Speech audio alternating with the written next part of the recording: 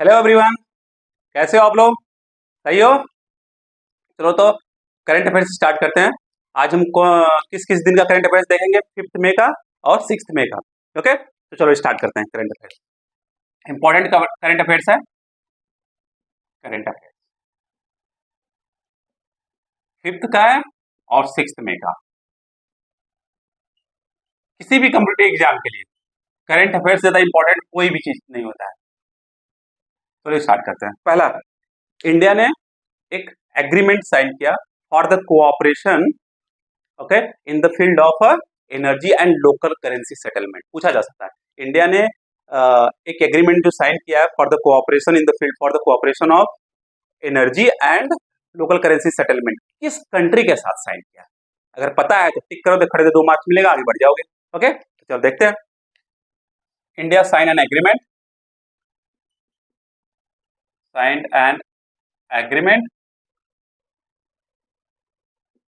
Okay, to enhance cooperation in the field of energy, okay, and local currency settlement। ध्यान दीजिए, local currency settlement, okay. किस country के साथ? Nigeria के साथ। ध्यान दीजिएगा, नाइजीरिया के साथ। अब ये क्यों साइन किया गया, ये इंपॉर्टेंट है, क्योंकि नाइजीरिया के जो नाइजीरिया है वो अफ्रीकन कंट्री है। तो नाइजीरिया और इंडिया के बीच में जो ट्रेड होता है, Nigeria is the one of the largest trading partner of India in African continent. 2022-23 जो फाइनेंशियल ईयर है, उसमें जो नाइजीरिया और इंडिया के बीच में जो ट्रेड हुआ था वो $12 बिलियन था। परंतु 2023-24 फाइनेंशियल ईयर में यह ट्रेड घटकर 12 से घटकर कितना हो गया? $8 बिलियन हो गया, जो कि बहुत ज्यादा चिंताजनक था। इसलिए इंडिया से एक ग्रुप नाइजीरिया गया और वहां पे डिस्कशन हुआ। डिस्कशन के बाद एग्रीमेंट साइन हुआ कि कैसे एनर्जी में कोऑपरेट किया जाए दोनों देशों के बीच, बिकॉज नाइजीरिया में बहुत बड़ा एनर्जी का स्रोत है। तो नाइजीरिया बहुत ज्यादा इंडिया का हेल्प कर सकता है। और जो लोकल करेंसी सेटलमेंट है, अगर लोकल करेंसी सेटलमेंट हो गया तो हम लोग जो ट्रेडिंग होगी हमारी वो डॉलर में ना होकर इंडियन करेंसी में होगी और नाइजीरियन करेंसी में होगी, तो जिससे कि हमारा जो ट्रेड होगा definitely it is going to enhance. इसलिए ये न्यूज बहुत इंपॉर्टेंट हो जाता है, ध्यान दीजिएगा इसको, ओके। क्योंकि $12 बिलियन से, ओके, $12 बिलियन से जो ट्रेड है घटकर कितना हो गया था? $8 बिलियन। इसलिए पूछा जा सकता है न्यूज, ओके। दूसरा है जो कि बहुत इंपॉर्टेंट है, 77th कैंस फिल्म फेस्टिवल हुआ। कहाँ होता है? पेरिस में होता है, हर साल होता है। ये न्यूज हमारे लिए इंपॉर्टेंट क्यों हो जाता है? एक अवार्ड होता है जो कि कैन फिल्म फेस्टिवल में दिया जाता है, कैन फिल्म फेस्टिवल में दिया जाता है पाल्म दी ओर अवार्ड। यह उनको मिला है जिनको 21 टाइम्स ऑस्कर में नॉमिनेट किया जा चुका है और 3 बार वो जीत भी चुकी है। वो कौन है? हॉलीवुड की एक्ट्रेस हैं, ओके। देखते हैं 77th कैंस फिल्म फेस्टिवल, इसलिए हमारे लिए बहुत इंपॉर्टेंट हो जाता है, ओके। पाल्म दी ओर अवार्ड, पाल्म दी ओर अवार्ड किसको मिला था? मैरिल स्ट्रिप को। और मैरिल स्ट्रिप हॉलीवुड एक्ट्रेस हैं और इनको 21 टाइम, ओके, 21 टाइम जो है क्या है, ऑस्कर के लिए नॉमिनेट किया जा चुका है। और उसमें से 3 बार, ओके, ऑस्कर जीत चुकी हैं, ओके। इसलिए ये न्यूज बहुत ज्यादा इंपॉर्टेंट हो जाता है हमारे लिए, ओके। थर्ड है, अभी रिसेंटली न्यूज में है सक्सगम वैली। तो पूछा जा सकता है न्यूज में सक्सगम वैली कहां पर सिचुएटेड है? तो सक्सगम वैली जो है पाकिस्तान ऑक्यूपाइड कश्मीर, जो हमारा कश्मीर है जिसको पाकिस्तान ने चोरी से हथिया लिया है, उसमें सक्सगम वैली है जो कि अब लद्दाख रीजन में आता है। जब जम्मू एंड कश्मीर और लद्दाख को अलग अलग यूनियन टेरिटरी बना दिया गया तो यह रीजन जो है अब लद्दाख में आता है। अब यहाँ यह न्यूज में क्यों है? क्योंकि यहाँ से चाइना का जो चाइना पाकिस्तान इकोनॉमिक कॉरिडोर पास होता है, जो ग्वादर पोर्ट तक जाता है, यहाँ से पास हो रहा है। वहां पर चाइना क्या कर रहा है? इलीगल एक्टिविटी कंस्ट्रक्शन कर रहा है। इसकी उस चाइना के इलीगल कंस्ट्रक्शन के खिलाफ इंटरनेशनल बॉडी में इंडिया ने आवाज उठाई है, इसलिए बहुत इंपॉर्टेंट हो जाता है यह जो है हमारे लिए। ओके, सक्सुगम वैली कहाँ पर है पूछा जा सकता है, समझा क्या? पक्का? तो उसका जियोग्राफिकल आप लोकेशन देख लीजिएगा, उसके आसपास का जो जो वैलीज है उनको देख लीजिएगा, बहुत इंपॉर्टेंट हो जाता है। ओके, तो यूपीएससी ऐसे क्वेश्चन पूछता है, अगर कोई चीज न्यूज में आ जाता तो अगर बाई चांस उससे वो नहीं पूछता है तो उससे रिलेटेड जो उसके आसपास के जो वैलीज हैं, रिवर्स हैं, माउंटेन्स हैं, वो पूछा जा सकता है। ओके, ये न्यूज बहुत इंपॉर्टेंट है, इसको देख लीजिएगा, नोट डाउन कर लीजिए आप लोग। अभी अडानी ग्रीन एनर्जी न्यूज में है, अडानी ग्रीन एनर्जी को $400 मिलियन का फंड मिला है फॉर इट्स सोलर प्रोजेक्ट के लिए।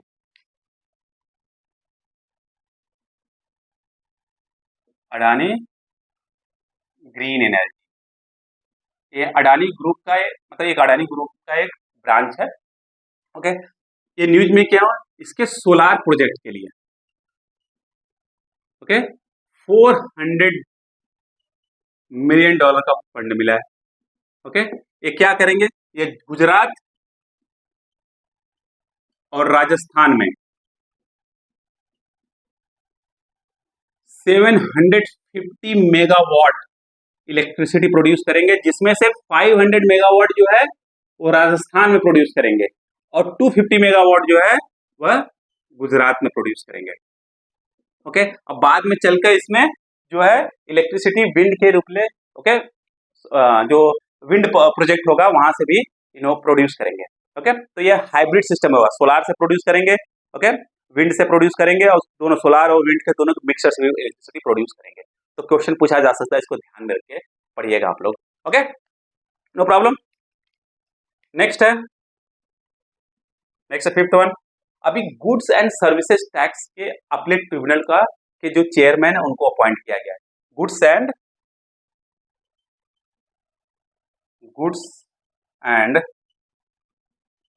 सर्विसेज टैक्स अपीलेट ट्रिब्यूनल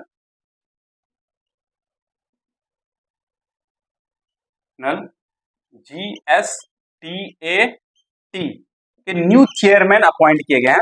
इनके न्यू चेयरमैन अपॉइंट किए गए हैं। उनका जो चेयरमैन है उनका नाम क्या है, संजय कुमार मिश्रा। संजय कुमार मिश्रा। और संजय कुमार मिश्रा कौन है, यह former chief justice of Jharkhand high court है। अगर जीएसटी से रिलेटेड कोई भी प्रॉब्लम आता है, कोई भी इशू आता है, तो उसका जो केस है वो इस अपीलेट ट्रिब्यूनल में जाएगा और ये अपीलेट ट्रिब्यूनल एक जज की तरह, कोर्ट की तरह काम करेगा। जो भी प्रॉब्लम जीएसटी से रिलेटेड आएगा वो इसी के अंदर रिजॉल्व होगा। और इसकी जो पूछा जा सकता है, इसका जो एस्टैब्लिशमेंट है वह कहाँ हुआ था, कब हुआ था, तो 2019 में हुआ था। और इसका जो हेड क्वार्टर है ओके, जो हेड क्वार्टर पूछा जा सकता है वो दिल्ली में है, दिल्ली में। तो इसलिए बहुत इंपॉर्टेंट हो जाता है, जीएसटी से रिलेटेड जितने भी इशू हैं इस अपीलेट ट्रिब्यूनल के अंदर ही जाएंगे, जिसके चेयरमैन कौन है, संजय कुमार मिश्रा। इसमें 3 मेंबर होते हैं, एक सेंटर्स होता है, एक स्टेट्स होता है, एक चेयरमैन होता है। पक्का समझ में आ गया, नो प्रॉब्लम। इसको नोट डाउन कर लीजिए आप लोग, नोट डाउन कर लीजिए। नेक्स्ट न्यूज बहुत इंपॉर्टेंट है। एनपीसीआई ने national payment corporation of India, NPCI, अगर अभी एनपीसीआई की एक ब्रांच है उसको बोलते हैं national NPCI international payment, NPCI international payment limited, NPCI international payment limited. Okay, और ये क्या किया, एनपीसीआई इंटरनेशनल पेमेंट जो लिमिटेड है, यह अपना फर्स्ट इंटरनेशनल एग्रीमेंट साइन किया है, किसके साथ, नामीबिया के साथ। फर्स्ट इंटरनेशनल, इसलिए बहुत इंपॉर्टेंट जाता है, फर्स्ट इंटरनेशनल एग्रीमेंट ओके, किसके साथ साइन किया है, नामीबिया के साथ।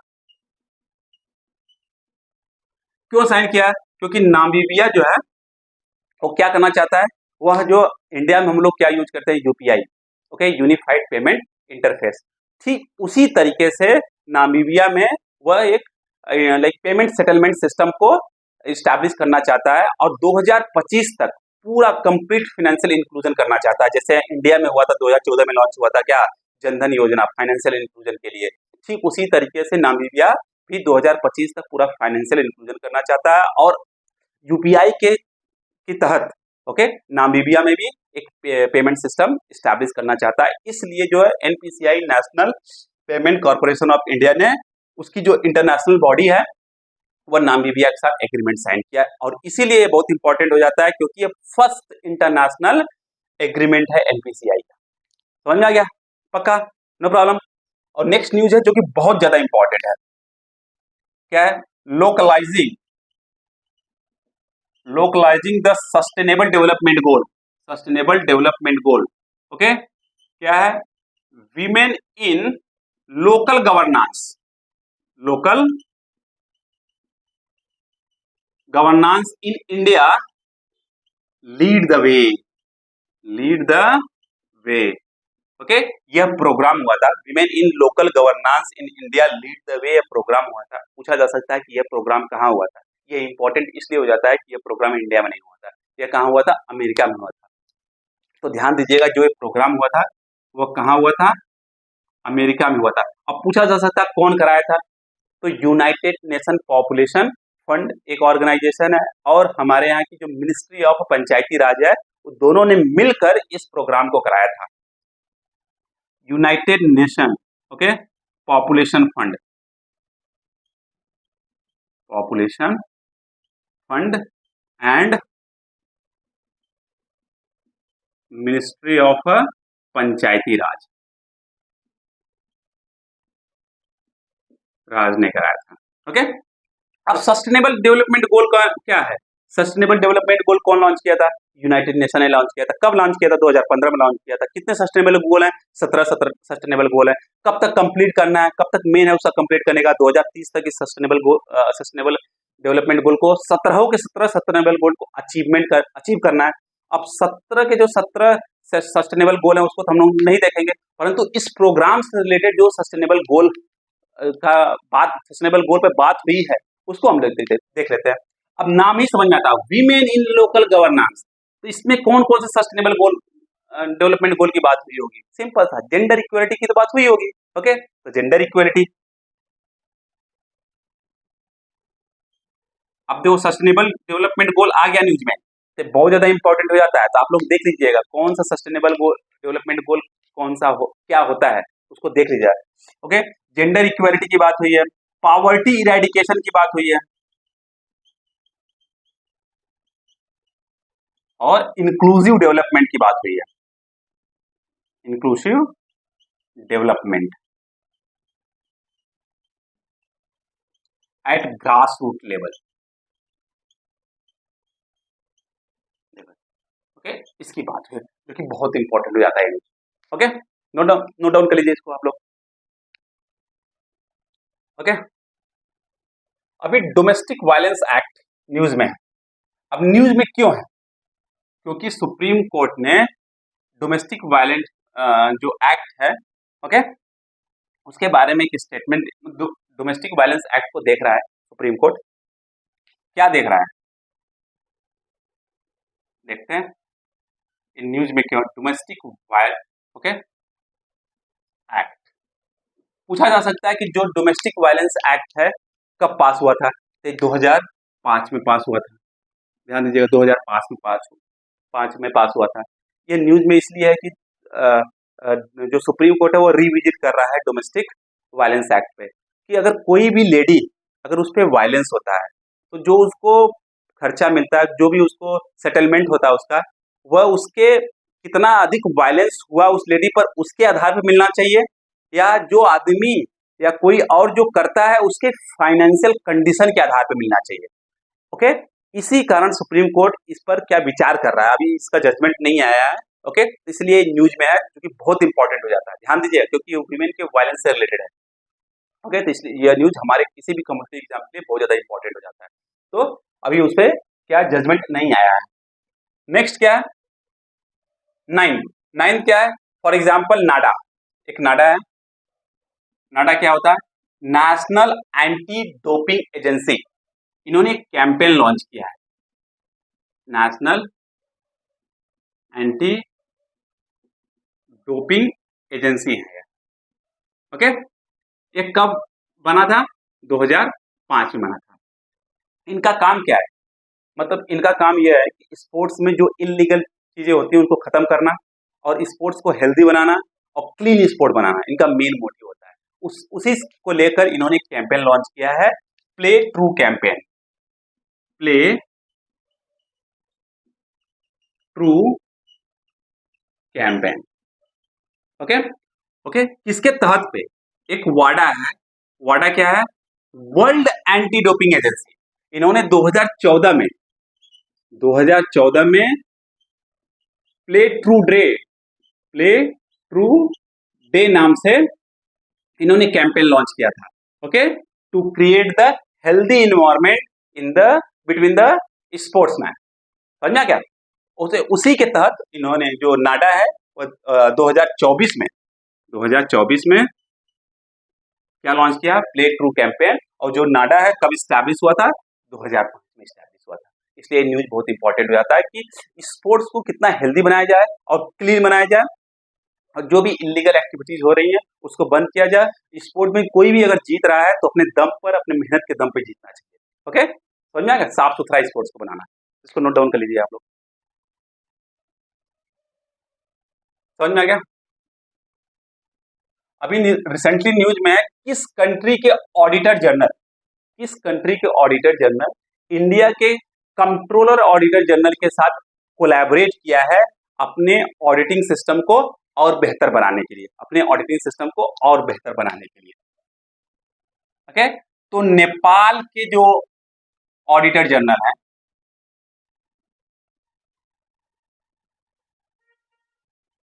इंडिया के controller auditor general of India, मतलब सीएजी के, इंडिया के सीएजी के साथ कोलैबोरेट किया, controller auditor general of India. इन्हीं को बोलते हैं गार्डियन ऑफ पब्लिक पर्स के एक गार्डियन है, जो कि सेंट्रल गवर्नमेंट और स्टेट गवर्नमेंट के जितने भी फाइनेंस से रिलेटेड चीजें हैं उनकी ऑडिटिंग करते हैं। ओके, तो उनके साथ कोलैबोरेट किया है। तो पूछा जा सकता है, for enhancing the audit system in Nepal.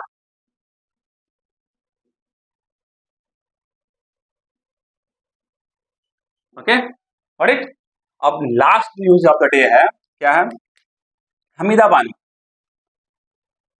Bano ये न्यूज में क्यों है?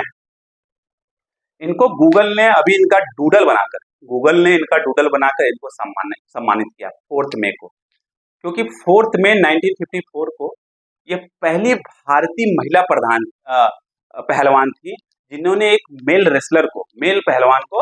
पुरुष पहलवान को हराया था, और ये पहली भारतीय महिला पहलवान है जो बर्लिन ओलंपिक 1936 में पार्टिसिपेट किया था।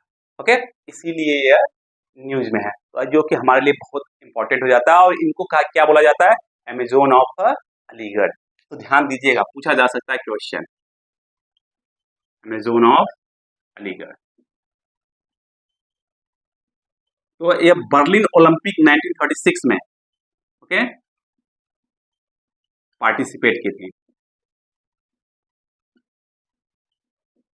तो उस समय ओके भारत की पहली महिला पहलवान थी जो कि ओलंपिक में पार्टिसिपेट की थी। समझ में आ गया? तो आज के लिए बस इतना ही न्यूज है जो कि बहुत इंपॉर्टेंट है, आप लोग इसको देख लीजिएगा। ओके, समझ में आ गया? और जाने से पहले अगर वीडियो पसंद आया तो इसको लाइक करिए, शेयर करिए, सब्सक्राइब करिए, बेल आइकन दबा दीजिए, आपको नोटिफिकेशन मिलता रहे। Okay, bye bye, take care, और पढ़ते रहिएगा और रिवीजन करते रहिएगा। Bye bye.